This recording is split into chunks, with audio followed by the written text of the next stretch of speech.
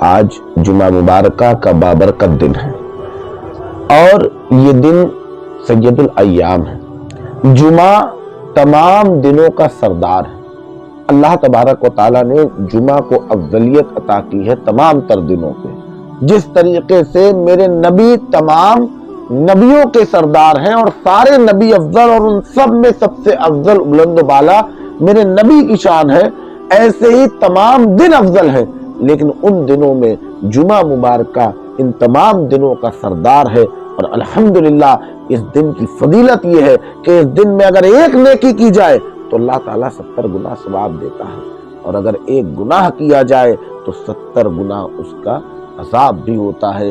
تو پیارے مسلمانوں، یہ بڑا ہی بابرکت دن ہے۔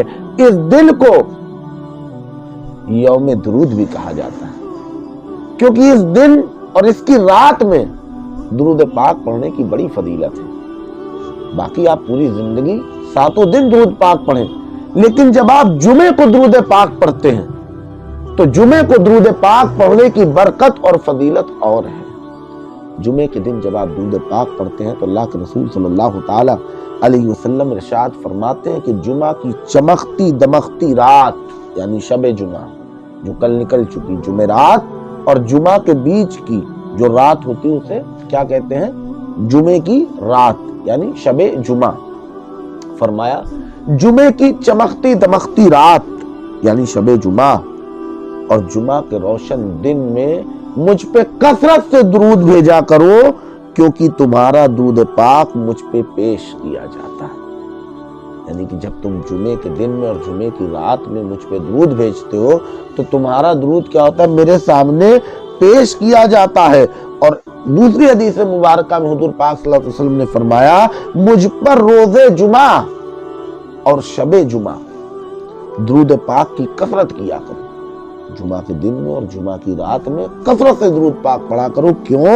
کیونکہ باقی دنوں میں فرشتے تمہارا درود مجھ تک پہنچاتے ہیں، مگر جمعہ کے دن اور شب جمعہ جو مجھ پر درود پاک پڑھتا ہے اس کو میں خود سنتا ہوں اور اس کا جواب دیتا ہوں۔ سبحان اللہ، یعنی حضور ہمارے درود کو سنتے ہیں۔ جب ہم جمعہ کی رات میں جمعہ کے دن میں درود پاک پڑھتے ہیں، اللہ کے رسول خود سنتے ہیں اور جواب عنایت فرماتے ہیں۔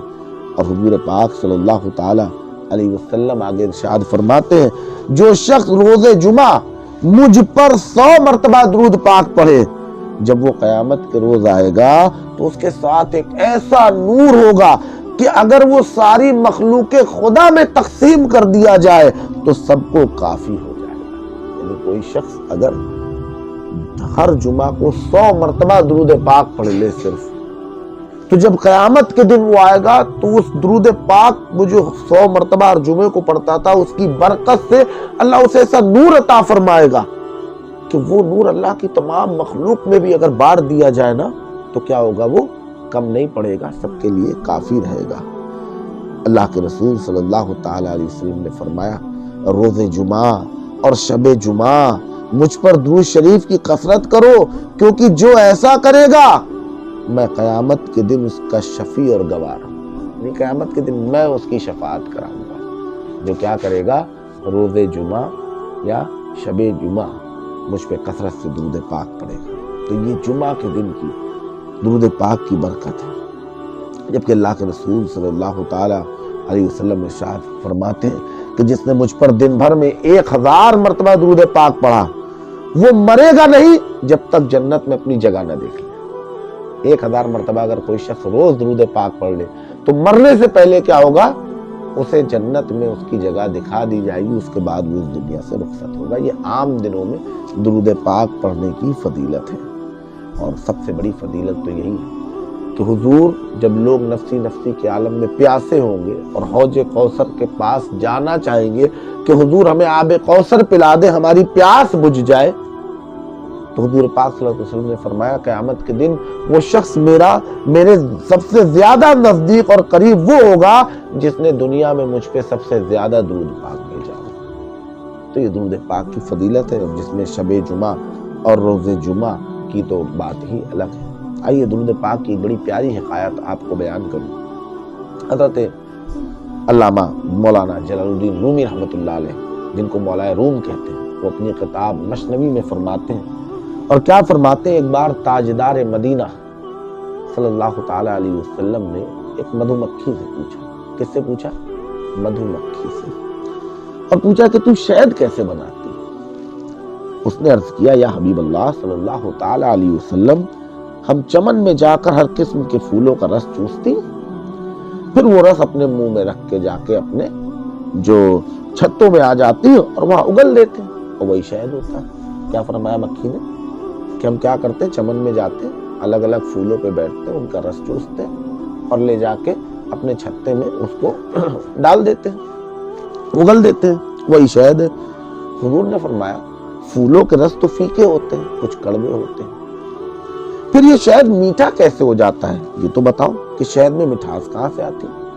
مکھی نے کیا عرض کیا؟ مولا روم فرماتے ہیں، گفت چو خوانین بر احمد درود، گفت چو خوانین بر احمد درود، می سود شیری و تلخی رار بود۔ کیا فرمایا مکھی نے؟ ہمیں قدرت نے سکھا دیا ہے کہ چمن سے چھتے تک راستے بھر آپ صلی اللہ تعالی علیہ وسلم پر درود شریف پڑھتی ہوئی جا، اور یہ جو شہد کی لذت اور مٹھاس ہے یہ درود پاک کی برکت سے۔ سبحان اللہ، یہ جو مکھی چلتی ہے چمن سے، طرح طرح کے میٹھے کڑوے کھٹے قسم قسم کے رس کو لے کے، یہ چمن سے لے کے جب تک پہنچتی نہیں اپنے چھتے تک، تب تک حضور پہ درود پاک پڑھتی رہتی ہے۔ پیارے اسلامی بھائیوں، درود شریف کی برکت ہے کہ پھیکے پھولوں اور تلخ کڑوے رس میں اگر درود پاک مل جائے تو اس کو شہد اور میٹھا کر دیتی ہے۔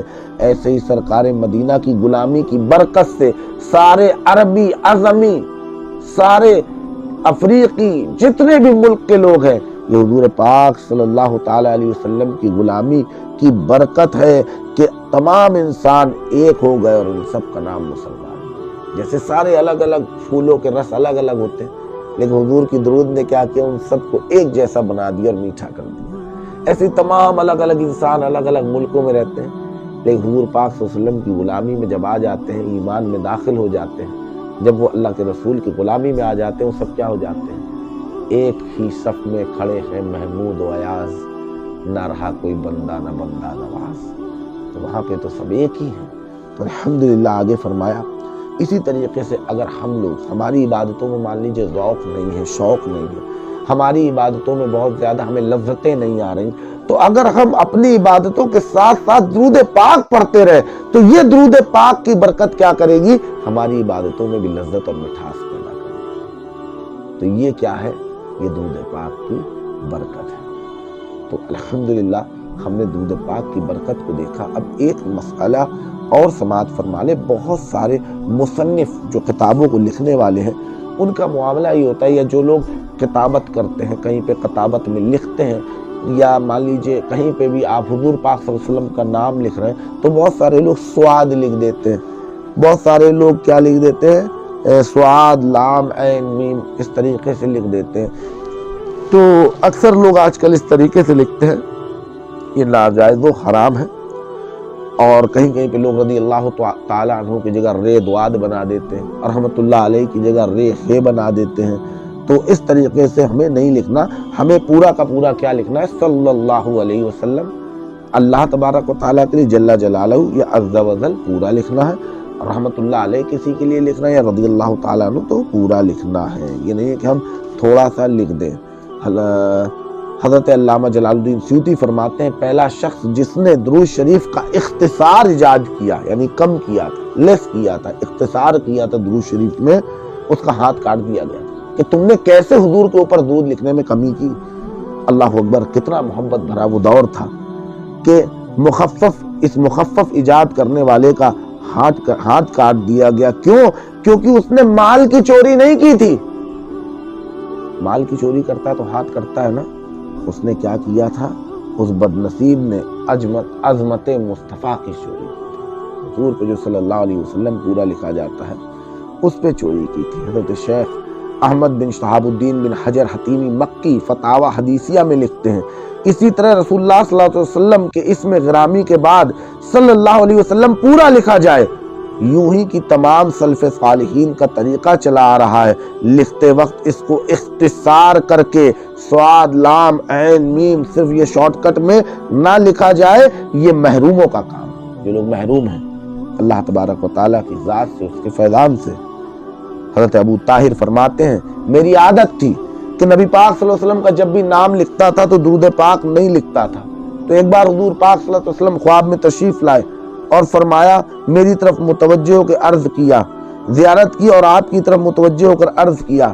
کیا فرماتے ہیں حضرت ابو طاہر کہ میں نے خواب میں حضور پاک صلی اللہ علیہ وسلم کو دیکھا، میں ان کی طرف متوجہ ہوا، میں نے عرض کیا مگر سرکار دو عالم صلی اللہ علیہ وسلم نے مجھ سے چہرہ مبارک پھیر لیا۔ میں دوبارہ پھر حضور کی طرف آیا، حضور نے پھر اپنا چہرہ پھیر لیا، دوبارہ پھر میں حضور کی طرف آیا، حضور نے پھر اپنا چہرہ پھیر لیا۔ میں نے پھر پوچھا سرکار آپ مجھ سے چہرہ انور کیوں پھیر لیتے ہیں؟ آپ نے ارشاد فرمایا اس لیے جب تو میرا ذکر کرتا ہے مجھ پر درود نہیں بھیجتا۔ حضرت ابو طاہر فرماتے ہیں اس واقعے کے بعد میں نے اپنا معمول بنا لیا کہ آپ کے اسم غرامی کے ساتھ ہمیشہ صلی اللہ علیہ وسلم لکھا کرتا تھا۔ تو یہ تو لکھنے کا ہوا۔ جب بھی حضور کا نام لیا جائے، جب بھی اللہ کے رسول صلی اللہ علیہ وسلم کا نام لیا جائے تو ہر مسلمان کے اوپر یہ واجب ہے کہ وہ آپ پہ درود پاک بھیجے۔ کیوں؟ کیونکہ اللہ کے رسول صلی اللہ تعالیٰ علیہ وسلم نے ارشاد فرمایا ہلاک و برباد ہو جائے وہ شخص جو میرا نام سنے اور مجھ پہ درود نہ بھیجے، یعنی وہ شخص ہلاک و برباد ہو جائے جو میرا نام سنے اور مجھ پہ درود نہ بھیجے۔ تو ہم سب جب حضور کا نام سنیں تو بہت چھوٹا سا درود پاک صلی اللہ علیہ وسلم ضرور کہیں۔ جب بھی حضور کا نام سنے تو درود پاک بھیجے، کیونکہ نبی پاک صلی اللہ علیہ وسلم نے فرمایا ہلاک و برباد ہو جائے وہ شخص جو میرا نام سنے اور مجھ پہ درود نہ بھیجے۔ تو اللہ تعالی ہم سب کو اللہ اور اس کے رسول سے محبت کرنے کی توفیق عطا فرمائے اور درود پاک کی کثرت کر کے قرب مصطفیٰ، دیدار مصطفیٰ حاصل کرنے کی توفیق عطا